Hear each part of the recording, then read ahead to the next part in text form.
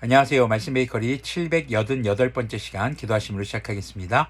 거룩하신 주님 감사합니다. 주님의 말씀을 묵상합니다. 성령님께서 말씀에 조명이 되어 주시옵소서. 우리 주 예수 그리스도님의 이름으로 기도합니다. 아멘.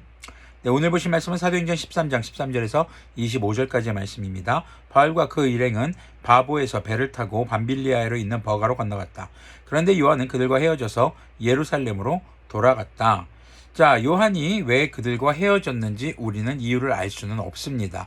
하지만 그의 어떤 이러한 행보가 믿음이 연약해서 돌아갔다라든가 아직 준비가 안 됐었다라든가 우리는 판단할 수 없습니다. 나중에는 이 요한이라는 인물이 마가라는 인물이죠. 네, 나중에는 하나님의 놀라운 사역에 또 사용되게 됨을 우리는 또 나중에 후에 확인할 수 있게 됩니다. 자, 이제 바울과 바나바가 함께 떠나가게 됩니다. 그들은 버가에서 더 나아가 비시디아의 안디옥에 이르러서 안식일에 회당에 들어가 앉았다. 율법서와 예언자의 글을 낭독한 뒤에 회당장들이 바울과 바나바에게 사람을 보내어 형제들이여 이 사람들에게 권면할 말씀이 있으면 해주시오 하고 청하였다. 그래서 바울은 일어나서 손을 흔들고 말하였다. 이스라엘 동포 여러분, 그리고 하나님을 두려워하는 사람들이여 내 말을 들으십시오. 이 백성 이스라엘의 하나님께서 우리 조상들을 택하셨습니다. 이 백성이 이집트 땅에서 나그네 생활을 하는 동안에 이 백성을 높여주시고 권능의 팔로 그들을 거기에서 인도하여 내셨습니다. 광야에서는 40년 동안 그들에 대하여 참아주시고 가나안 땅의 7족속을 멸하셔서 그 땅을 그들에게 유업으로 주시고 약 450년 동안 차지하게 하셨습니다.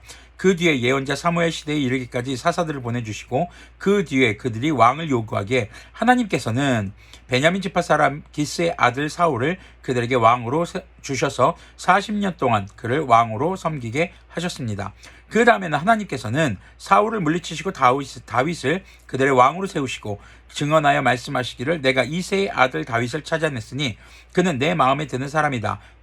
그가 내 뜻을 다 행할 것이다 하셨습니다. 하나님은 약속하신 대로 다윗의 후손 가운데서 구주님을 세워 이스라엘에게 보내셨으니 그가 곧 예수님이십니다. 그가 오시기 전에 요한이 먼저 회개의 세례를 모든 이스라엘 백성에게 선포하였습니다.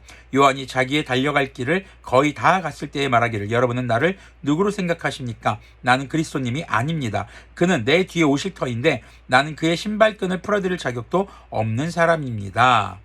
네, 자, 오늘 말씀에서 이제 바울이 이 비시디아 안디옥에서 회당에서 이제 말씀을 선포하게 됩니다.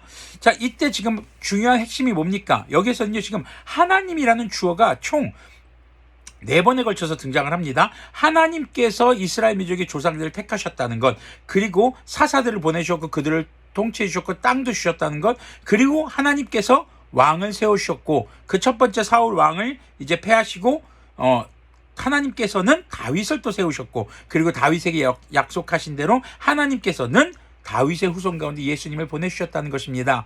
바로 여기서 강조하고 있는 것은 이 모든 역사를 누가 주관하셨다? 하나님이 주관하셨다는 것입니다.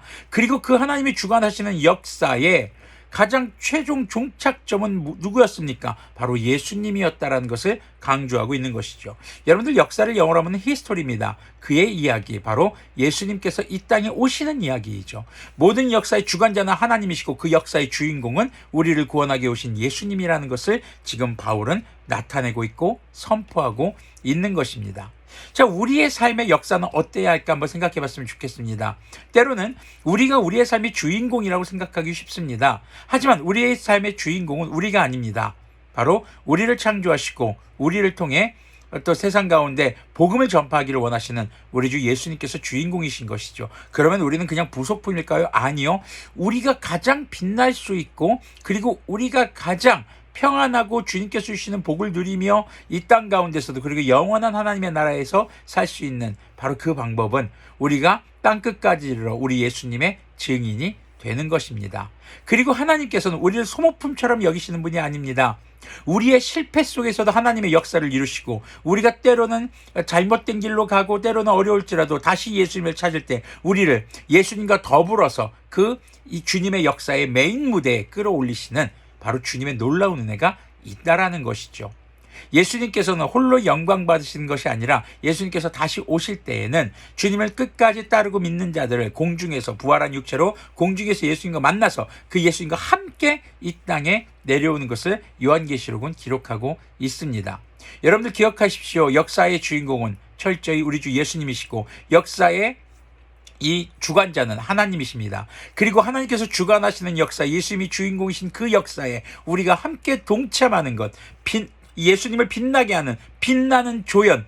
하지만 예수님은요, 그 우리를 위해서 돌아가셨어요. 하나님은요, 우리를 살리기 위해서 독생자 외아들을 보내주셨다는 것이죠. 단순히 이 땅에서 드라마나 영화 속의 주인공이다, 조연이다 하고 나눌 수 없는 아주 굉장히 높은 뜻이 담겨 있고 주님의 거룩하고 숭고하고 정말 아름다운 구원과 사랑의 이야기가 담겨 있는 그 스토리가 바로 주님의 역사 히스토리라는 것이죠.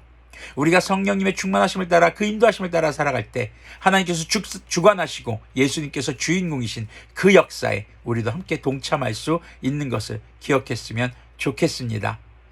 우리의 삶의 역사, 또 내가 살아가는 이 시대의 역사가 우리가 성령님의 충만함을 따라 하나님의 주권 아래 그리고 예수님이 드러날 때 진정한 빛나는 역사가 되는 것을 잊지 않는 우리가 되길 소망합니다. 기도하겠습니다. 거룩하신 주님 감사합니다. 주님의 말씀을 묵상했습니다. 주님이 주관하시는 역사, 주님께서 모든 역사를 창조하시는 과정 가운데 인간의 실패와 좌절과 정말 잘못된 모습 속에서도 주님은 진실하게 주님의 뜻을 세우고 이루셨습니다. 그 가운데 정말 주님을 믿고 섬기는 자들은 언약의 주인공으로 그 예수님과 함께 부활하여 이 땅에 예수님이 다시 오실 때 부활의 육체로 임할 것입니다. 우리도 역시 그 반열에 그 역사의 흐름에 들어갈 수 있기를 소망합니다. 성령님의 인도하심과 충만하심을 따라 주님께서 주관하시는 역사의 주인공이신 예수님과 더불어 주님의 나라에 거하는 그날까지 우리가 이 믿음의 길을 포기하지 않도록 긍휼을 베풀어 주시옵소서. 우리 주 예수 그리스도님의 이름으로 기도합니다. 아멘. 네, 기억하십시오. 진정한 주인공인 예수님과 함께하는 역사에 우리가 함께 있을 때 우리의 삶이 빛나는 삶이 될 수 있을 것입니다.